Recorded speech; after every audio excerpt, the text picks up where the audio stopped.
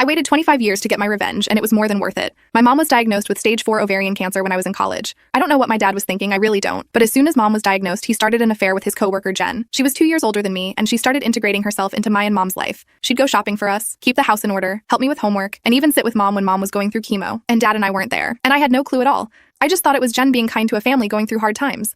But I think my mom knew. One day, I was visiting her in hospice when she got real quiet and told me, "You know the way your dad has a vasectomy? You do know he isn't planning to reverse his vasectomy, right?" "Yeah, I know," I said. "Why?" She just looked at me and said, "I think you'd best keep it in mind." When I left her for the night, I kissed her and she held me for so long. "I love you. You'll be fine on your own." She passed away that night. Once again, Jen was right by our side. She helped us plan the funeral, brought us food, helped out around the house, and slowly started moving her things in. A year or so later, she had completely moved herself in and was part of our lives. I don't remember what made me suspicious enough to start digging, but start digging I did. I learned the affair began shortly after mom's diagnosis. I was sickened. I wanted to confront dad and Jen, but something else struck me. You see, during one of her visits, Jen mentioned that she really wanted to have children with her fiancé one day. When I remembered that, I realized it. Mom knew the affair was going on, and not only that, she knew that dad was keeping his vasectomy a secret from Jen. And because of this, I decided to play the long game and ruin their lives without them even realizing. I kept my mouth shut. I watched as they got engaged and married 3 years later. I smiled on their wedding day and made a toast at the reception. 25 years passed. I had children of my own. And just as I was beginning to give up hope on my revenge working, the day came. Jen and I got together for coffee, and Jen was sad and sullen. I could tell she had been crying. I asked what was wrong, and I couldn't believe my ears when I heard why. She was struggling to get pregnant for years, but assumed it was stress from work. Then her periods started coming fewer and farther between. She decided to go to the doctor and find out why. It turned out she was entering perimenopause, and her chances of successfully getting pregnant had dwindled.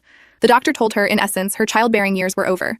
As I crooned sympathetic noises, Jen said, "It doesn't make sense. Me and your father tried so hard to have kids, but I wasn't able to get pregnant. I don't know why. It was then that I knew it was time." "You mean, Dad didn't tell you?" I said. "Didn't tell me what?" she asked. I was fighting every chance to smile as I played the "it's not my right to tell" card until she practically begged me. I should have won an Oscar for my performance. I told her about the vasectomy and that Dad had no intention of reversing it. You should have seen Jen. She completely deflated like a balloon. Her shoulders slumped, she bowed her head and she sobbed in her hands. I wanted to rejoice, but I knew though that would make me look like the bad guy. So I hugged her and told her Dad was horrible for not telling her, that she deserved a different outcome and that he completely wasted her time. Once she had left and I was alone, I wept with joy and relief. That was the last time I saw or talked to Jen. A few weeks later, Dad called me in a fury. Jen had packed her bags and left, slapping him with divorce papers. She yelled at him for not being honest with her that he had a vasectomy he had no intention of reversing. He then asked me, "How could you do that to us? We loved you," I said in a cold tone. "You and Mom did a good job teaching me how to keep secrets." I hung up and that was it. I never spoke to him again either.